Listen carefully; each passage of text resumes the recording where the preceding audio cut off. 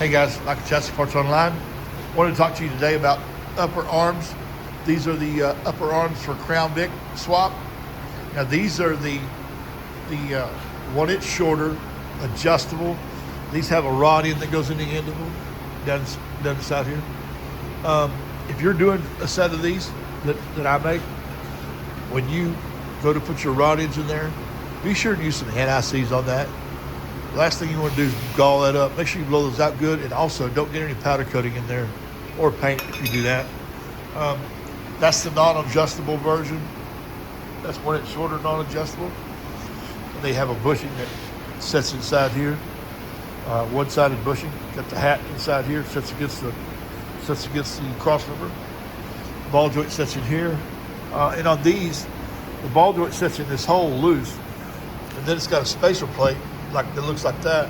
It goes around the ball joint, and then got a hold plate that goes on top of the ball joint and bolts it down, which is a lot better design than having that pressed in and worrying about it coming out when like you get to the end of the travel on a bag setup. But I want to show you how we make these uppers. So basically we take that tubing right there, and it's cut 41 inch lengths because I don't want to try to take a 20-foot length and stick it through the shop, down the middle of the shop here, to go on this manual bender. This is formerly a completely manual bender. Now it's air over hydraulic, and we bend them into a stair-step shape like this, so that the second bend is what the follower die floats on, so we don't waste tubing. Okay, and what I mean is there's the line, and let me start back over here where the lines are. I mark these lines at 9 inches, 18 inches, and 27, so 9 apiece. And the first one I start there. The last one I don't need to mark, but I start with this clamped inside that bolt and bend around to here. Well, this right here ends up, look where it's at. Look where the line is. This next one, the bolt will be right there, and that line right there will be up inside here. This isn't even all the way, oh, it is at the end right now. That's pretty far. So you've got all this extra tube right here just to ride against that follower die. Okay, and on the last bend, we've got to have that extra, and we can't deal without it. So that's how much extra it needs. But I'm going to pull this out and do the last bend to show you how much tube that saves. Okay, I've got this tightened in, and we line our line up right there on the end of the die. Now this is a JD Square Model 3, formally a manual or completely manual bender. Now it's still kind of manual, but it's air over hydraulic, because I made this kit for it. I saw one online. Somebody made a kit, so I decided to make my own because I wanted a little bit different than the way they had theirs. Because mine is not, I'm not bending stuff all the way around. I'm only bending not even 290. So I wanted to do it all in one stroke, not have to do it 2 or 3 replacement of the pin. So anyways, these used to have a arm that stuck out here that went from there to there, and it had notches in it, like 10 notches. And as you swung the arm around, and basically the tubing that I'm using on the lowers over there, as you can see,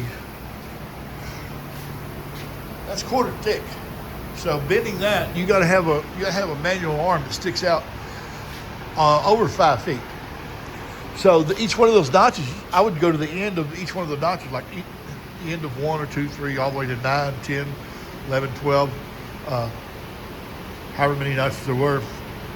And that would be where I would mark my bend, because if I'm swinging way out over there with the arm, a degree wheel on the bottom of here does me absolutely no good because I can't see it. So I based everything off of those notches. And then when I transferred it to this, the notches weren't there anymore. But I pulled each one of those notches, the manual, all the way out to the end of each one of those bends, and then I marked this die, and these would be where those notches would have been. That gets me by until I get a computer-controlled bender, which I was going to do last year at SEMA, but I'm going to wait again until SEMA this year and see the different benders and check out the different prices and see what features each one has. I don't need too much fanciness to it because this is what I'm making. I mean, it's either these or lowers, so there's not much to it.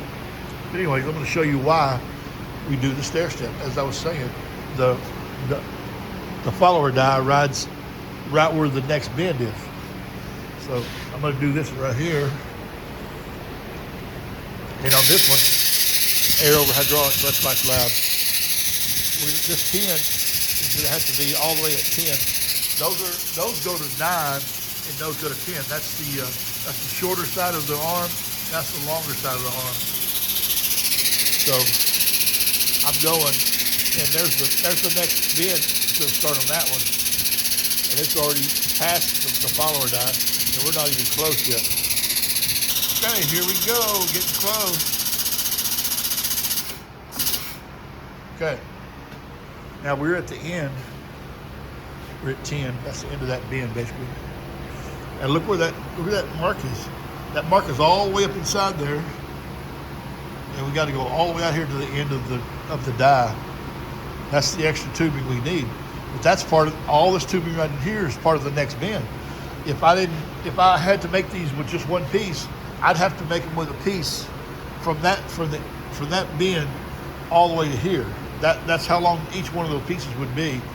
And so 4 times that one right there versus 3 that are 9 and then 1 we've got a little extra on it. Okay. So let me do the end bend and I'll show you what I mean. Okay. Last bend being done right now. I'll pause till we get to the end. Okay. There we are. And look at the end of the tube. Okay. A lot of times it's closer than that because this is probably off the end of the stick. But all those start out at 41 inches and they're usually closer than that. But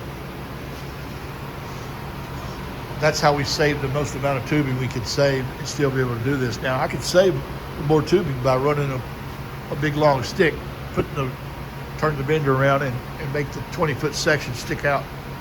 Then I'd have some rollers for it to ride on. And then once I got it all bent into stair steps like this, it'd be a pain in the ass to cut. But basically when I get ready to cut it, I've got some template pieces. This is one of them right here. And I'll put the fresh bend under the bottom of this and set this on top of it and make sure it's touching here and here. And I'll put a square on the back here and rotate this around till it's touching the square. Then I mark at the very end of this, and then I know where to cut it. Then I know where to cut to go into the jig. This other end doesn't matter because this is going to be cut somewhere in here, depending on whether it's for stock length or shorter, or whether it's for non-adjustable or adjustable. Okay, so that's how I can use these. That's why all these over here, some of these are already cut. All those are cut already. But some of these, like see, these are not. Those are already cut. So that one down there is not cut. Yeah. So that's how we do that. It's not any type of big secret, but we don't usually like giving away exactly how we build stuff. But that's about as much as I'll pull the curtain back on that. Well, at least you know why we do it.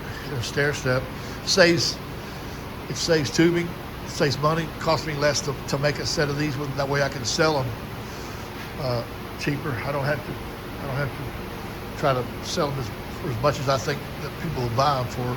I'd rather just make a good living and give people a good deal on a set of control arms. I mean, if you look at it like from a manufacturing process, we're not building my box or Mercedes or Rolls or anything like that.